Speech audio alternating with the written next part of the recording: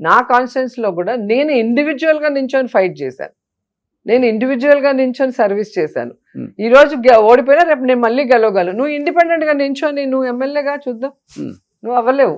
నీకు BJP TDP కావాల్సిందే. కాబట్టి దాన్ని బట్టి ఎవరు పవర్ఫుల్ ఏంటి 2029లో కాబోయే ముఖ్యమంత్రి పవన్ కళ్యాణ్ గారు అంటున్నారు. అది మీరు కలలుగానండి. సో అయితే నెక్స్ట్ మేమే మళ్ళీ గట్టిగా కొట్టబోతున్నాం అంటారు మీరు? ఖచ్చితంగా అండి. ఎందుకంటే లాస్ట్ ఎలక్షన్ అనేది ఇండియా మొత్తం చూశారు. ఎప్పుడైతే నార్త్ లో వీక్ అయ్యారో,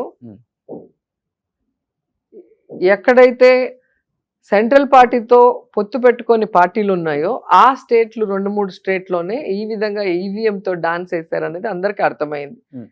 ఇక్కడ మీరు తెలుసుకోవాల్సింది ఒక్కటే, ఈరోజు ప్రతి ఇంటికి ఎంతమంది ఉంటే అంతమందికి సర్వీస్ చేసిన జగన్మోహన్ రెడ్డి గారిని వద్దనుకొని ఇల్లు లేని ప్రతి వాడికి ఇల్లు ఇచ్చి, వాళ్ళ పేద పిల్లలకి చదువునిచ్చి, వాళ్ళకి ఆరోగ్యశ్రీ ద్వారా సపోర్ట్ చేయడమే కాకుండా హాస్పిటల్స్ని రెన్యువేట్ చేసి, స్కూల్స్ని రెన్యువేట్ చేసి, ఒక క్వాలిటీ ఎడ్యుకేషన్, క్వాలిటీ వైద్యం అందించాక ఇవి మాకొద్దు అని ఆయన నోడిచ్చి ఏమీ చేయని వాళ్ళని ఎప్పుడు అందుబాటులో లేకుండా ఎక్కడో హైదరాబాద్లో రెస్ట్ తీసుకునే వాళ్ళకి ఓటేస్తారని మీరు అనుకుంటున్నారా?